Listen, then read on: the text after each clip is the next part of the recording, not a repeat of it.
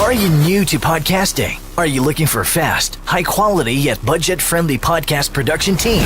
Let TransSource Media take care of you. With a team of professional audio and video editors, copywriters, and graphic artists, we can help you build your podcast from planning, post-production, and platform submission. Using only cutting-edge software and studio equipment, we are here to make each and every show sound at its best. To get a free quote, please visit www.transsourcemedia.com or send us an email at marketing@transsourcemedia.com or call us at 209-505-5693. TransSource Media, transforming businesses through the power of multimedia. This episode is sponsored by redpanda.com, the easiest way to learn investing. TheLunchbox.com. Take your brand mobile with The Lunchbox. And TheRevenueWheel.com. Learn how to create 12 streams of revenue in your business today. Season 2, Episode 1. Today on the Brilliant Entrepreneurs Podcast. Hi, this is Tom Corley, author of the best-selling book, Rich Habits, and you're listening to the Brilliant Entrepreneur Podcast. Never quit. Never quit on a dream. You never quit on a dream. You persist until you succeed or die. You are depressed, and let me tell you, there's the bedfellow with pursuing anything of importance, being an entrepreneur. No human being can face being turned down or being ignored consistently over a long period of time.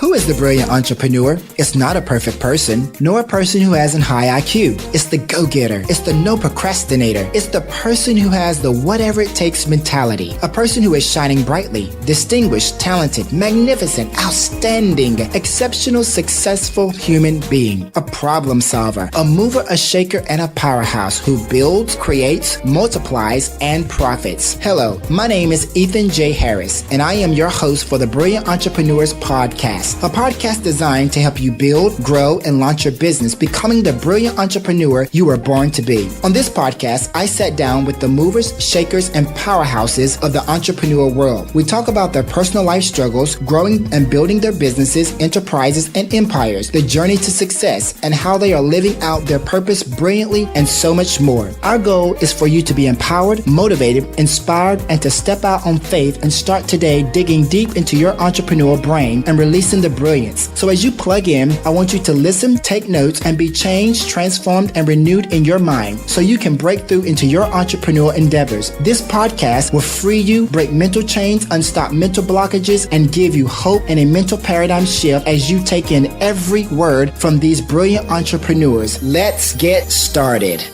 Welcome to the Brilliant Entrepreneurs Podcast. I am your host, Ethan J. Harris, and today on the podcast, people, well, first of all, I want to welcome you to Season 2. Yes, we are in Season 2. This is our first episode, and I am excited. Season 1 went off with a bang. It was very successful, and I thank all of my guests for Season 1. But now it's time to crank out this Season 2. Today on the podcast, I'm telling you, we have an amazing, brilliant entrepreneur. His name is Tom Corley. He's the author of Rich Habits, The Daily Success Habits of Wealthy Individuals. He's also the author of Rich Kids, How to Raise Our Children to Be Happy and Successful in Life. Tom is an amazing guy. I'm telling you, this man wrote these 2 books, and when I got them, it changed my whole financial blueprint. I don't even think the same way because in Rich Habits talks about poverty habits and wealthy habits of the wealthy individuals. And when you start learning that stuff, it changes the paradigm in your thinking, and your mind is just totally transformed. So I'm going to actually be giving away these 2 books. And if you want a copy of these 2 books, I'm going to put you in a drawing. You have to email me at thebepodcast@gmail.com. Okay? Email me at thebepodcast@gmail.com. I'm going to be giving away a lot of books on Season 2. Okay? So be ready. You can win these 2 books, Rich Kids and Rich Habits. Okay? So this is the interview I done with Tom Corley, the author of Rich Habits and Rich Kids. You're listening to the Brilliant Entrepreneurs Podcast. As a certified public accountant, financial planner, president of Seraphis & Company, and CEO of the Rich Habits Institute, Tom Corley is passionate about financial independence. Tom trains business individuals and students how to be financially successful through Rich Habits educational programs. Tom has authored several books, including his #1 Amazon best-selling personal finance book, Rich Habits, and the top 100 cheapest places to retire in the United States. Speaker, best-selling author, trainer, CEO, and brilliant entrepreneur, let's welcome Tom Corley to the Brilliant Entrepreneurs Podcast. Welcome, Tom. Thanks for having me on, Ethan. I really appreciate it. Well, thank you so much for taking this great interview. I tell you, I got your book about maybe 3-4 years ago, and because I was like, okay, Rich Habits. I understand the patterns and the cycles, how we get all messed up with patterns and cycles and that kind of things. And I was like, well, let me just read this book and see what the rich do differently than the poor. And when I got into that book, I was like, oh my goodness, this is just too deep. And learning about, J.C. Jobs, and we'll be talking about your book and stuff like that, I was just like, wow. And looking in the mirror, and I know people don't even know what I'm talking about when I say looking in the mirror, yeah. But I'm telling you, but what I want to do first is I want you to tell our listeners where you're from and how you got started as an entrepreneur in the beginning. Sure. Well, I was actually started out in life. My dad was very successful. He was I guess in today's dollars, he'd be worth about $20 million. But he lost it all in one night. It's a complicated story, but essentially his warehouse burned down and he lost everything. And so we went from, I think I was age 9, I was in the 3rd grade, and I remember the night like it was yesterday, and my dad had to run out, and his warehouse was on fire, and then he came back early in the morning, and the next month we were pulling stuff out of the warehouse and packaging it, and we were just trying to clean it up and sell it because, my dad was the kind of guy where what happened was a lot of that inventory was on credit. He had taken back the business from people that he sold it to, and they went under. And there was suspicion that there was arson involved. So my dad was the kind of guy where he said, well, the vendors shouldn't have to be penalized. So he coughed up $4 million to pay all the vendors off, and that was all the money that he had. And he thought, well, it's no big deal. I'll get the insurance money.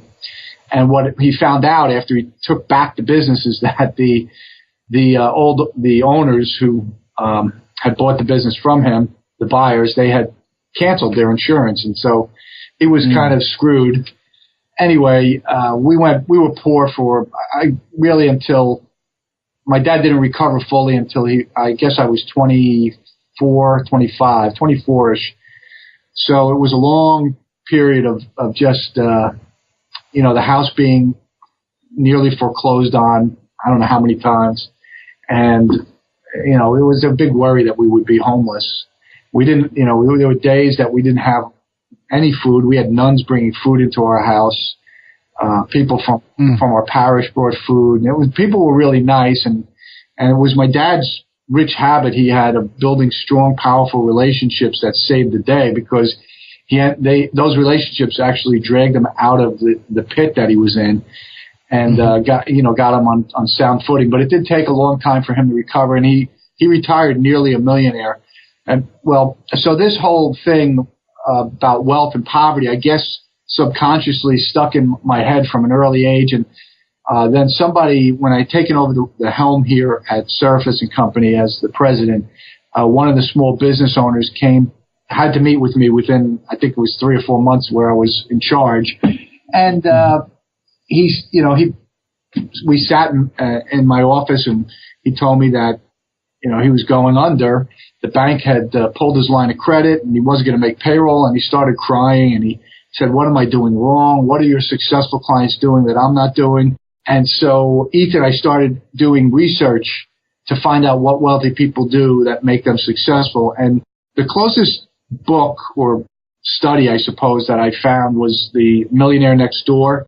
And it didn't really get into the minutia of what wealthy people were doing. It certainly talked about what the wealthy people, the affluent people, and how the wealthy people lived. And how they spent some of their money, but it didn't tell the story about how they got there. You know, how did they get to that point where they had those millions of dollars? And also, it didn't get into what the poor people or the people that are failing in life, what were they doing wrong? See, it's two sides of the coin. You can't just know what rich, successful people are doing right. You also have to know what to avoid and what not to do. So I began interviewing initially just millionaires, and I stopped at 233. I really didn't want to go more than 100, but I was so I just got lost in it, to be honest with you. I just couldn't believe some of the information I was gathering on these people. And then I said, well, I remember my wife said to me, well, that's great, Tom, when I told her I finished the research on the wealthy people.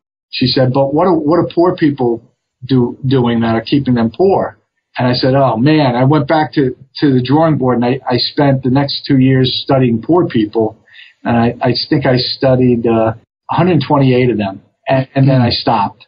So then I took the data that I had gathered, threw it on a bunch of Excel worksheets, and boiled it down to something I call my research summary, which is basically a category and 2 columns, rich and poor. And there were over 300 data points that I tracked, or you can call them habits, that separate the rich from the poor. And boy, it's a gap that's the size of the Grand Canyon. And so I started doing these learning sessions where I would teach the rich habits to a group of, say, 10 people. And I did that for about a year.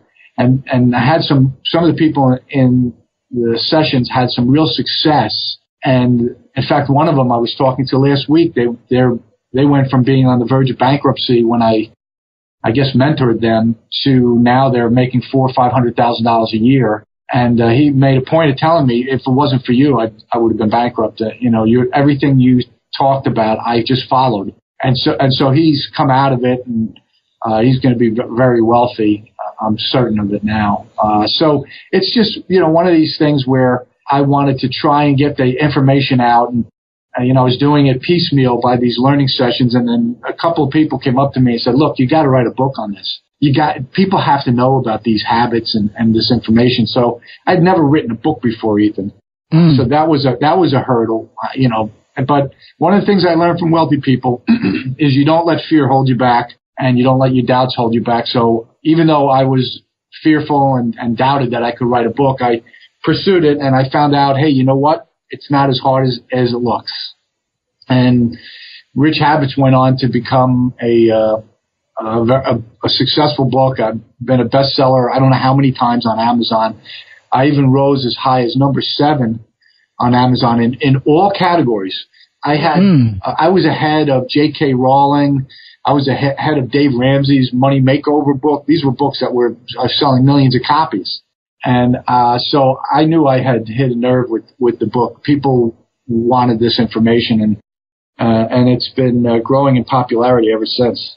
Wow. Well, I just want to give you some hand claps and some thumbs up, because I'm telling you that's a great plateau to reach. It really is a good plateau to reach, especially above J.K. Rowling, which is she's the one that wrote the Harry Potter books. Yeah. Right. That is amazing. Yeah, I even have a printout of the Amazon page with me ahead of J.K. Rowling's and Dave Ramsey and a couple of others.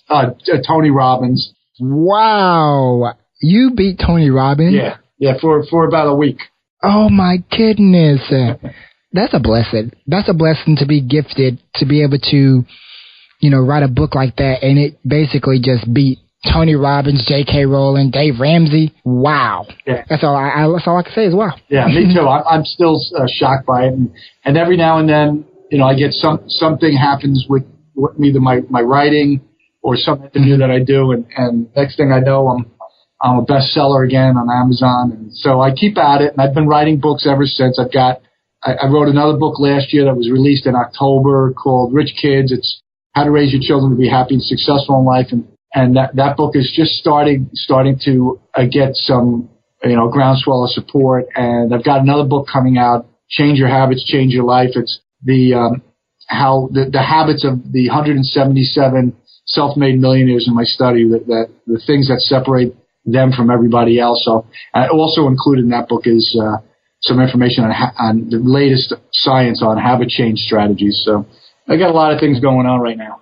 Yes, and I'm telling you, a lot of these books, not a lot of them, all of these books are nothing but value. Your life will never be the same. I'll tell you right now, it will never be the same. If you're struggling in finances, if your business is struggling, or if your family's struggling financially, generationally, pick up these books. I'm telling you, this guy right here is a blessing, is a major blessing, and his literature is just mind-blowing. Let's take a break and hear a word from our sponsor, and when we come back, we're going to continue talking to Tom Corley, the author of Rich Habits. We'll be right back. Here's a word from our sponsor.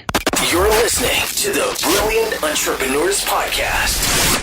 RedPanda.com, the easiest way to learn investing. Get your free guide to doubling your profits, 2 free trades, and free weekly training.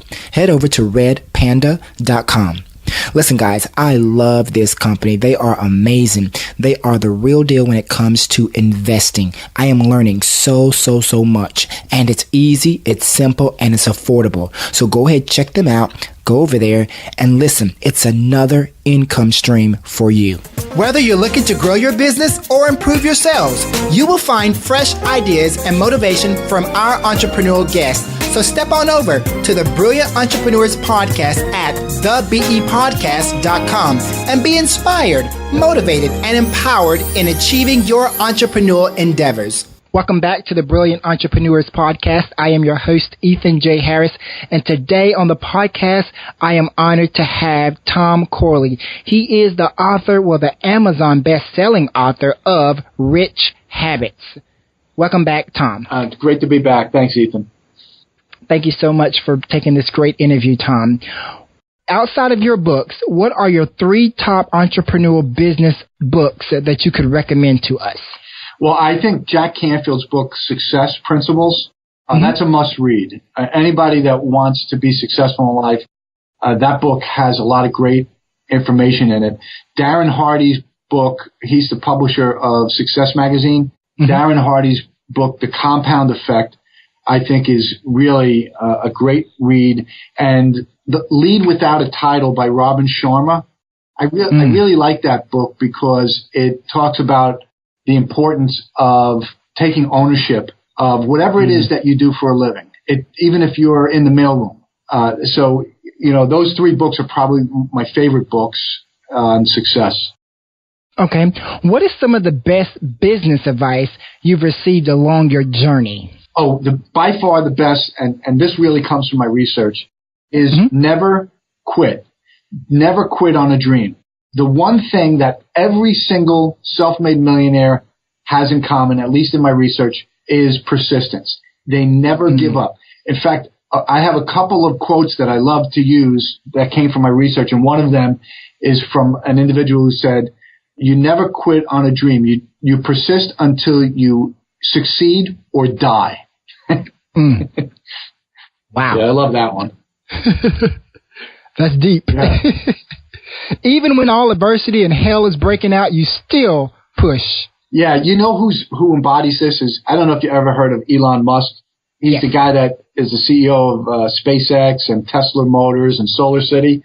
Well, there was a book that was just written, just came out on him. And what's interesting about him is how close, he was literally hours away from bankruptcy. In all of that, he had 3 companies and he needed something like, $6-7 million a month, but he was out of money.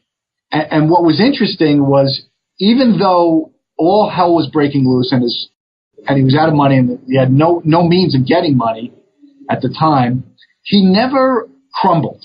He stayed, while he was going through this crisis, he stayed level-headed and he was able to work his way out of it. And I thought, boy, that's interesting. When you're going, you have to understand this.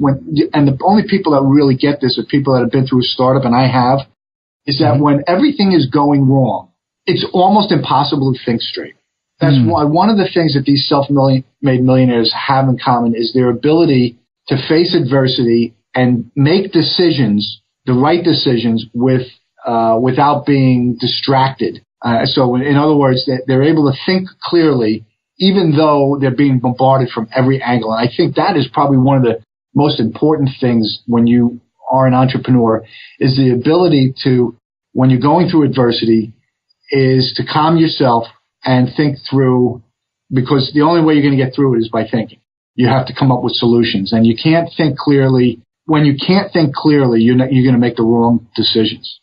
And I definitely agree with you 100% right there. You have to think. A lot of people stop thinking when all kinds of adversity comes up and battles start coming out, and they just stop. They freeze up and they stop thinking. But the only way you can get out of a situation is you got to think your way out of it. Yeah, and I'll tell you why it happens, Ethan, because there's some physiology behind it. And this goes to a book that I'm working on right now called Rich Thinking. There's neurology behind this. So when you are going through a stressful situation, what happens inside the brain is the brain reaches out and it screams out to the rest of our body that we need to increase the production of cortisol, which is a neurotransmitter. Cortisol is a stress hormone. And when body is flooded with cortisol, the physiology behind it is it has the effect of shutting off your conscious mind. That's the prefrontal cortex. That's where all the thinking takes place. So when your brain is flooded with cortisol, you're not thinking clearly, and your conscious mind is shut down, and the subconscious is kind of taking over. It's the fight or flight syndrome. There's no time to think. You've just got to run or fight. So when you're faced with some adversity and some crisis, the brain is flooding your body with cortisol. What these self-made millionaires do is they stop themselves. They might meditate. They might just relax, get into a quiet place, and they just sit there and they think, and they calm their bodies down. They calm their minds down.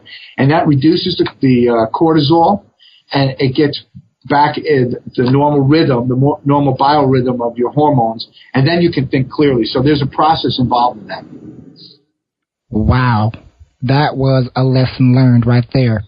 You remind me of, when you started talking about that, you remind me of Dr. Caroline Leaf. You know who she is? I don't.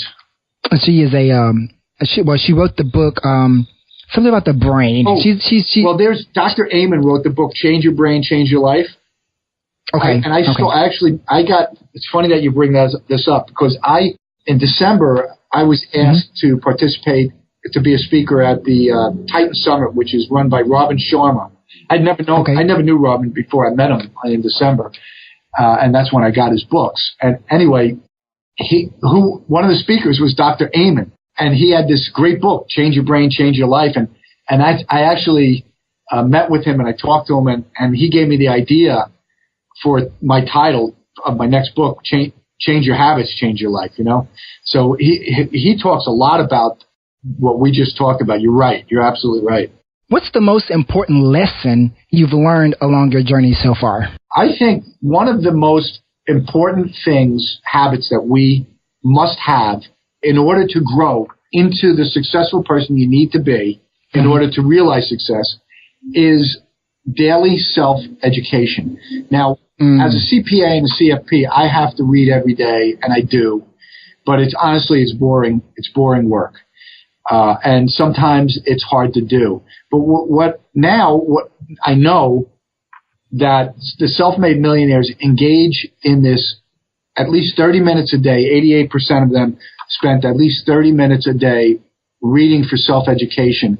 And now I understand why it's so important, because it's in that daily self-education that you pick up knowledge that you can then apply and act on in your business or in your career. And by devoting at least 30 minutes a day, what you're doing is you're adding value to either your employer or your customers and your clients. And so you become better and better every day. And I'll tell you this, Ethan, big companies don't fire the best. They keep the best, even when things are going to hell in a handbasket. And customers and clients don't fire the best. They look for the best. They hire the best. So this is an important lesson. If you want to be the best, you have to devote at least 30 minutes a day to becoming expert in whatever it is that you do for a living. And yes, definitely. I agree with that. Being an entrepreneur is not always easy. Tell us about a rough time that you experienced when launching your business. Well, I think I'll focus on the Rich Habits, because I wrote an article about this that I titled 35,000 Failures and Why You Should Never Quit on a Dream. So I went through this. In the beginning, I pitched the media every single day, hours and hours a day, just to try and get one person in the media to interview me so I could share all this information that I had. And they, almost 100% of the time, they ignored me.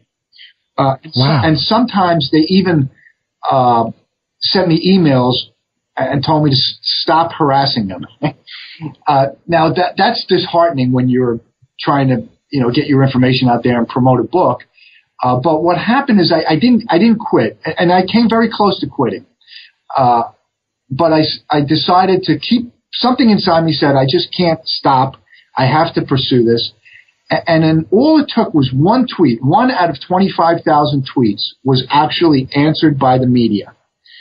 And it was Yahoo Finance, somebody named Farnoosh Torabe, who now writes for Money Magazine. She got what I was trying to do. She decided to interview me for Yahoo Finance, their Financially Fit show. And the interview went viral. It had 2 million hits in 24 hours. Wow. And it got picked up by Dave Ramsey. And Dave Ramsey interviewed me that same week. And he has 8.7 million listeners. And then CBS Nightly News reached out to me, and they wanted to interview me. So in a very short period of time, within a matter of a week, I had all of this incredible exposure at a time when I was about ready to quit. And this is why I wrote the article, Never Quit on a Dream, because it's at that point when you are at your lowest, when you are depressed. And let me tell you, there's the bedfellow with pursuing anything of importance, being an entrepreneur. Your bedfellow is, depression. You just get depressed because no human being can face, being turned down or being ignored consistently over a long period of time. It just results in depression. So I was at that point, honestly, until that Yahoo Finance piece came out. I was at the point of just quitting, very close to quitting. But I didn't, and that's why you don't quit. What happened after that is almost hard to believe. It's a story in itself. It's a book in itself. I could write a book about how this whole thing turned around on its head. And so now I'm talking to you. I'm talking to probably 3 or 4 other podcasters during the week, radio programs, TV interviews. I write for Business Insider now, Credit.com I write for. I've been on Success Magazine. They did a whole profile on me, and I'm going to be in Money Magazine is doing an interview, video interview for me in October on my new book. So this whole idea of entrepreneurship is about persistence. You just don't quit on your dream. You quit when you become, in my opinion, when you die. And even bankruptcy is not a reason to quit. Die or succeed. Or become disabled. Unfortunately, sometimes that happens, medical things. But there's only a few reasons why you quit. I realize that now. That's what self-made millionaires understand. They understand that there is no such thing as quitting. And that is it. You cannot quit. And on top of not quitting, to be successful, you have to have persistency and consistency. Yep. That's exactly right. And one of my questions I'm going to ask you a little later on is about why can't they stay in consistency? Why, when they write their goals down or when they write their dreams down, really just goals, but they start and then they don't finish it. So we'll get to that question a little later. What would you say the keys to your success are? Daily growth is one of the keys. persistence is one of the keys, and building relationships with other success-minded individuals. I would say those are three very important keys. Creativity is a key too, and being, I'm a CPA, so how many people think CPAs are that creative? But I'll be honest with you, writing books and I write content every day on my website. It has opened up a part of my mind that I never knew existed. There's, we all have this genius gene, I call it. You could call it the creativity gene or the God gene. I've called it all three things. But it's this ability to create something out of nothing.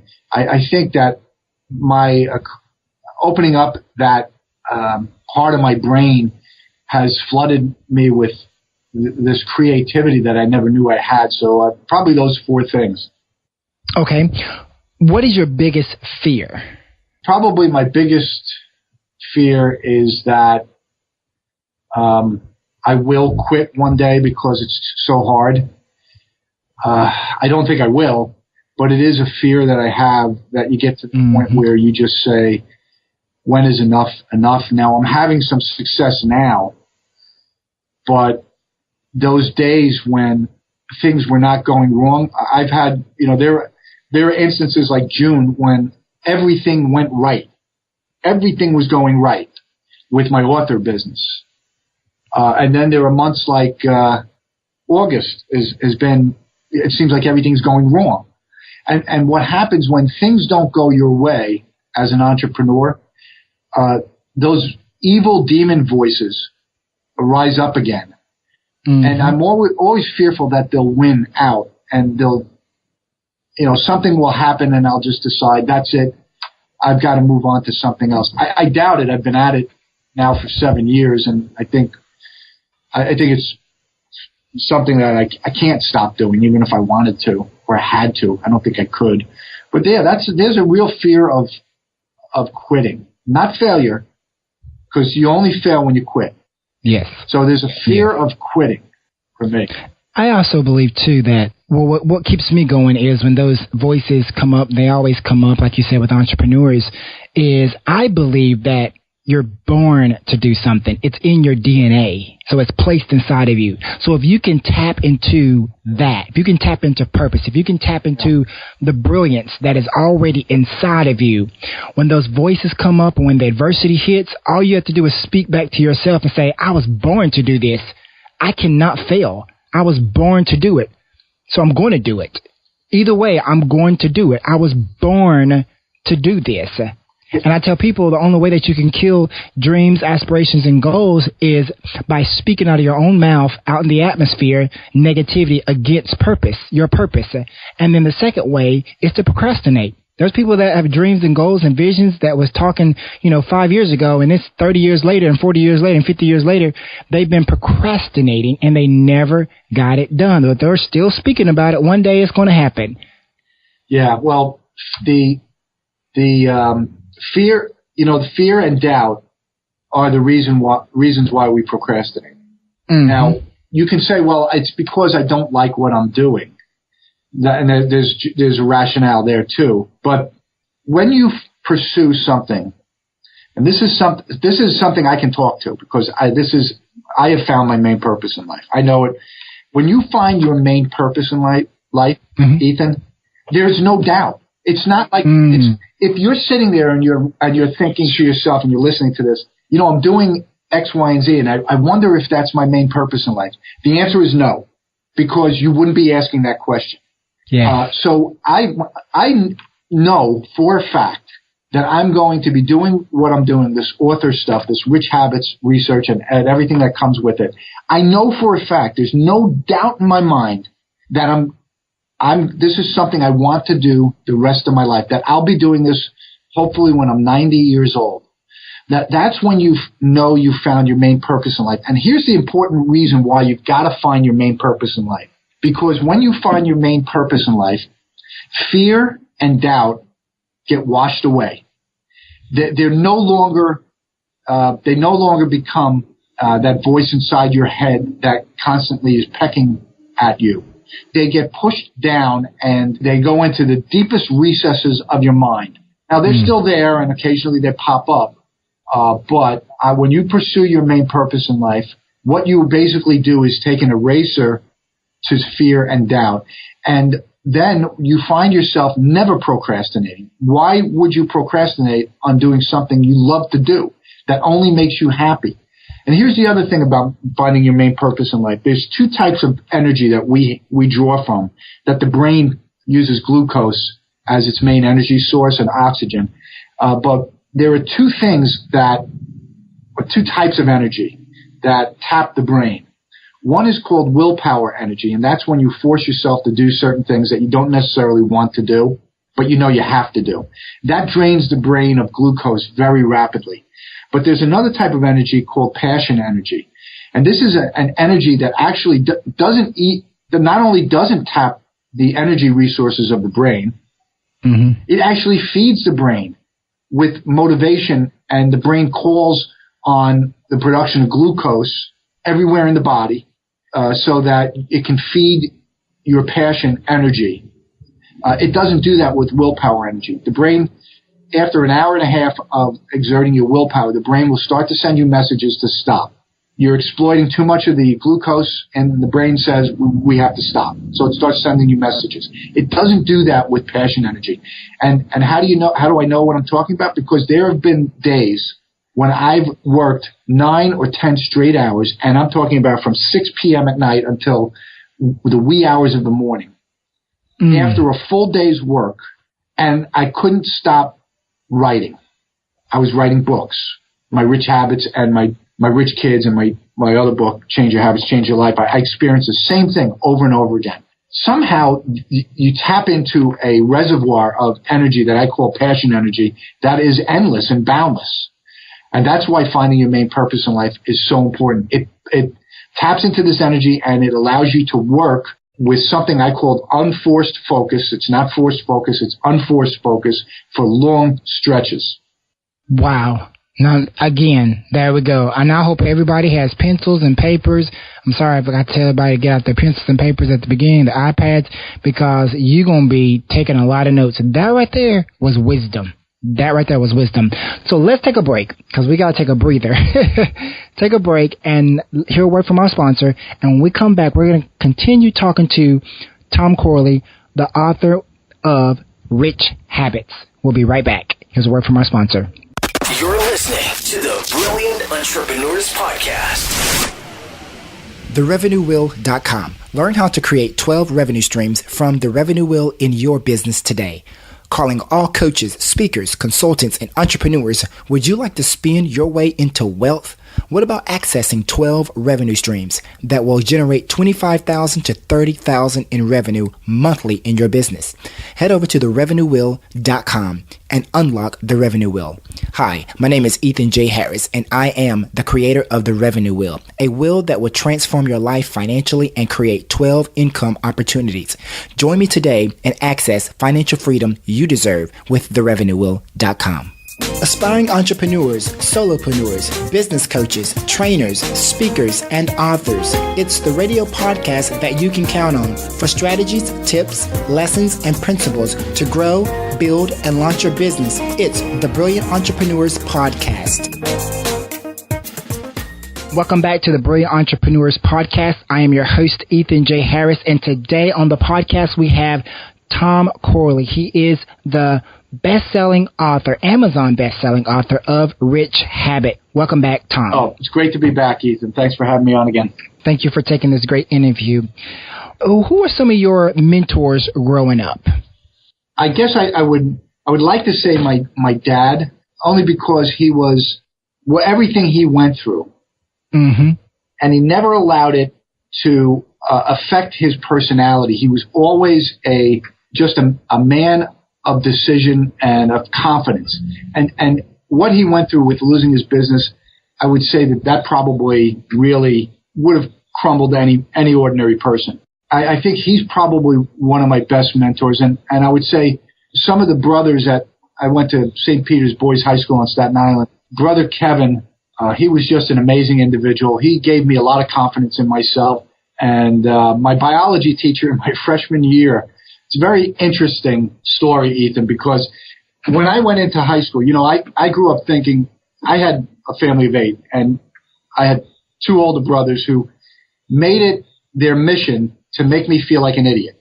And it's just the way it is. They're great guys, but that's the way it is and it was in my family. They just beat up on you physically and mentally. And so when I went into high school, I honestly did not think I was very smart. And I remember my biology teacher telling me that one day he thought I was really smart.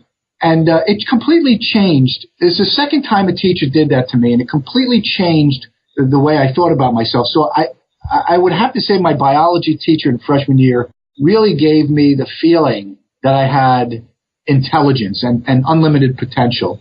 And as a result, he inspired me, and I had a straight A in his class, and it was probably one of the first straight A's I had ever gotten.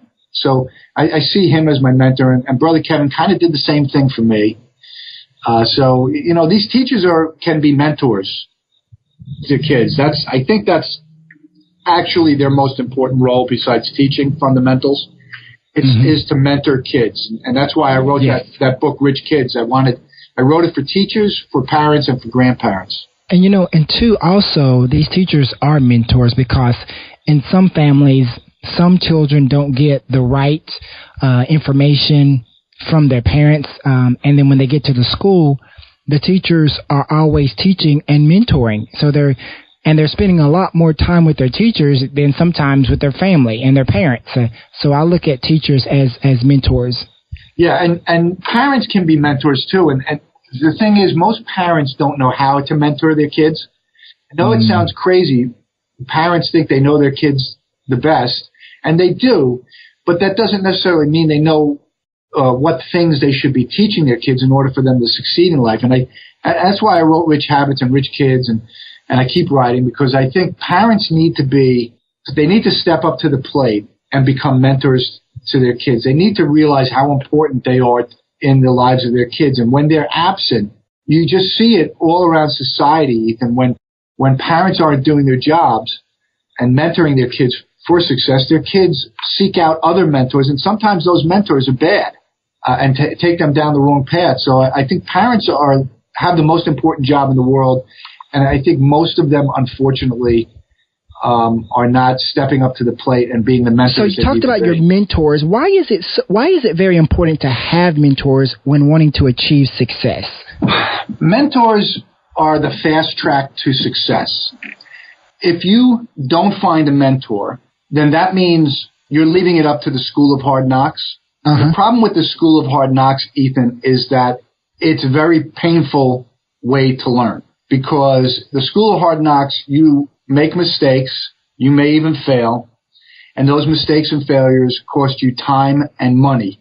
Where mentors come into play is they smooth out the road for you, because they can share with you certain strategies, certain habits, certain ideas that will give you more of an ability to be successful. They prevent you from running into the wall all the time, because they either learned it themselves, the mistakes and the failures. They learned the lessons from their mistakes and failures, or they picked it up from somebody else. And you don't need to look very far to find mentors all over the place in the billionaire world. You look at Jamie Dimon, who heads up J.P. Morgan Chase. He was mentored by Sandy Weil. You look at Jack Canfield, who wrote The Chicken Soup of the Soul. He was mentored by 3 different individuals, Mark Victor Hansen being one of them, and 2 other very famous individuals who were involved with Success Magazine early on.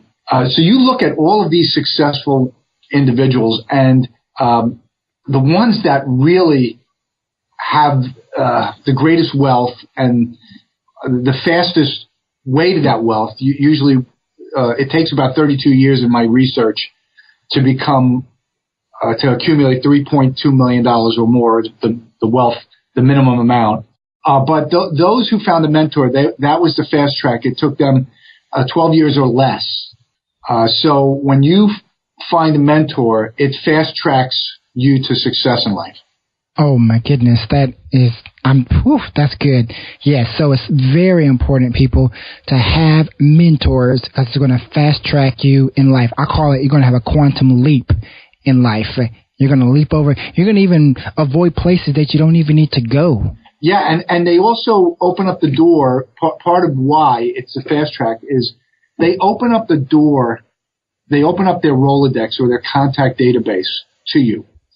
Yeah. So now you have their 250 people that they know who are other success-minded people that you can make a phone call to and say, hey, I'm friends with Ethan, and he said it would be okay for me to call you.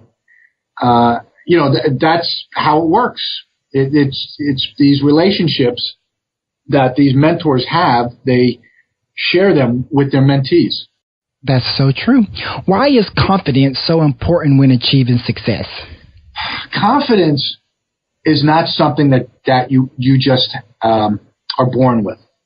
Mm-hmm. Confidence is something that is the byproduct of you taking action and then succeeding. You gain confidence as you realize success. And what happens when you become more confident is you start believing in yourself more.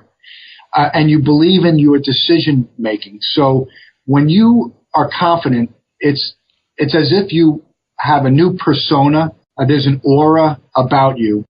And people who are exposed to other successful, confident, self-made millionaire types, it's like they become a magnet for other people. So you draw these success-minded people into your circle.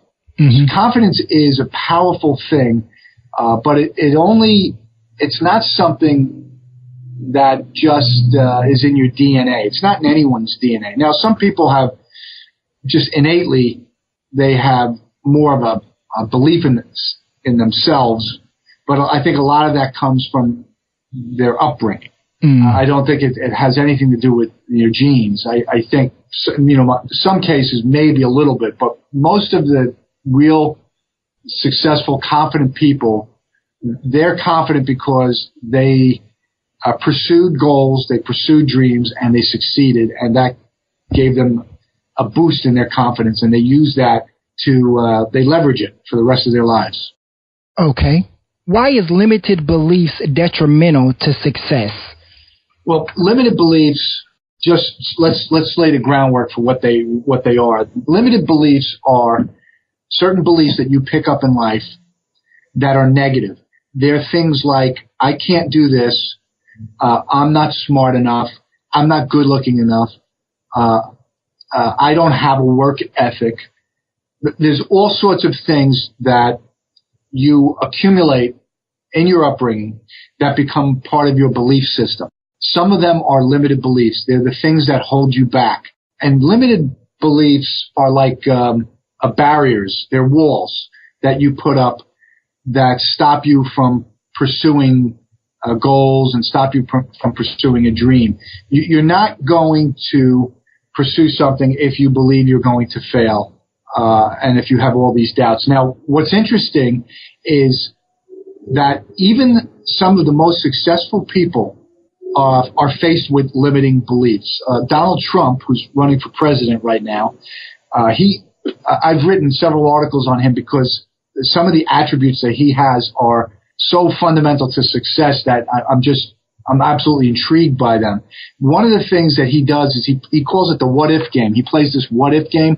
When the opportunity for The Apprentice was put on his desk, he's brought his team around and he said, look, this is a great opportunity. I'm thinking about doing it. What do you guys think? They all said could be a disaster. What if you fail? It'll damage the Trump name if it doesn't succeed. It could damage, your existing business relationships. I'm sure he went through the same discussion or brainstorming when he was deciding to run for president. But what Donald Trump did that was different is he played this what if game. He said, that's all well and good. I understand all the downsides. But what if I succeed? What if The Apprentice makes people like me more? What if I'm able to find really great people that could work for the Trump organization, and what if it helps expand my brand? And that's exactly what happened. So he did this what if game, and he played this what if game, and he decided to go ahead with The Apprentice because the what if game gave him a different perspective than his advisors were giving him. And I'm certain he went through the same thing when he was deciding to run for president. So I think that, this what if game is a antidote for the limiting beliefs that you might have, because it forces you to look at things differently, optimistically. And then when you look at them, you say, well, is it worth it? Is it worth it? Because what if I am successful? What will it mean to my family? What will it mean to me and my career? And so when you finish playing the what if game, you can't help but be inspired and motivated to pursue whatever goal or dream it is that your limiting beliefs were telling you to stop pursuing. What would you tell your 21-year-old self today? Start writing.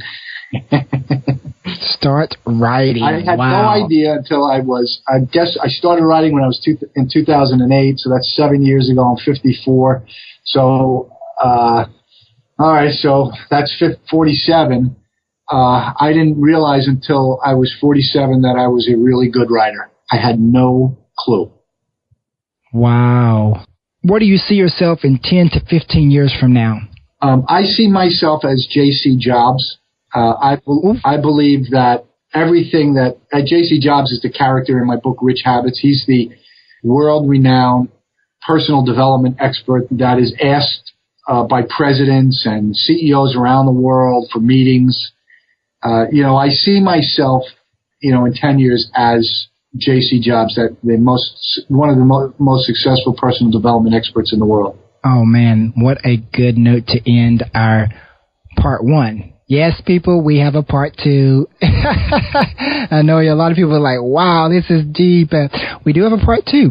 So we're going to end on that note. And I want to thank you so much for being on the interview, Tom. You have just really dropped so much value on the podcast today. Tell everybody where they can reach you on your website and your social media platforms. Oh, yeah. Thanks for that, Ethan. So richhabits.net is my website. And what's great about that website is I post content every single day. I call it the tip of the morning to you. It's always related to my research.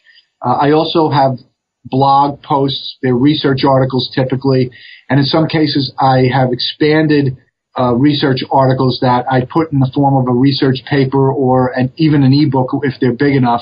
And you can get all of that for free at richhabits.net. And you can also listen to I post some of the best or some of the national media that I've had on the website. So you can listen to my CBS interview or the Dave Ramsey interview or any number of other interviews. My success.com interview is on there. So, there's a lot of information on there. You'll get a lot of that information through all those different resources at richhabits.net.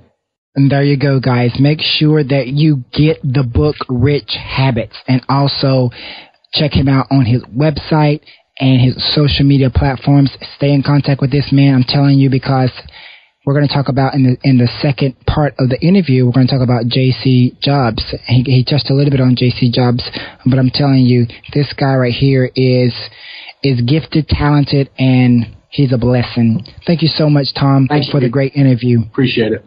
You're listening to the Brilliant Entrepreneurs Podcast. TheLunchbox.com. Take your brand mobile with The Lunchbox. Why pass out paper business cards that will get thrown away when you can have a mobile app that lasts forever for your business? Hey, listen, guys, we've broken all the rules and have finally made mobile apps affordable. Our mobile app solution for your business is the best investment you will ever make to expand your brand. Your customers will have access to your products, services, incentives, events, message notifications, and so much more. We also offer mobile analytic tools to measure traffic, sales, and engagement. Your mobile app will be available in iTunes and Google Play stores. We offer select packages for industries in real estate, retail, e-commerce, music, and restaurants. If you would like a mobile app for your business, call 248-910-2306 and visit thelunchbox.com. That's with 2 X's, thelunchbox.com. And mention the code BEP. That stands for Brilliant Entrepreneurs Podcast to enter to win an iPad. Listen, guys, you have to go check out this amazing company. The owners are Brianna and Mark, and they are amazing. I personally am getting an app developed by them. I love their work. I've seen all of their work. They're just amazing. So go check them out. Every business needs an app in 2K. The Brilliant Entrepreneurs Podcast is committed to helping aspiring entrepreneurs start, grow, and launch their businesses by getting strategies, lessons, tactics, knowledge, and wisdom from our entrepreneurial guests who have established successful businesses, brands, enterprises, and empires. Subscribe today to the Brilliant Entrepreneurs Podcast on iTunes or Stitcher Radio. You can also connect with us at thebepodcast.com for downloads of the podcast, resources, and to connect with our podcast guests. We look forward to inspiring, motivating, and empowering you in your entrepreneurial endeavors. Well, that's all, folks. You've been listening to the Brilliant Entrepreneurs Podcast, the #1 podcast that connects you with the movers, shakers, and powerhouses of the entrepreneurial world. Visit us today at thebepodcast.com to stay connected with our podcast guest. Have a wonderful day. This show was co-produced by TransSource Media. To learn more, visit www.transsourcemedia.com.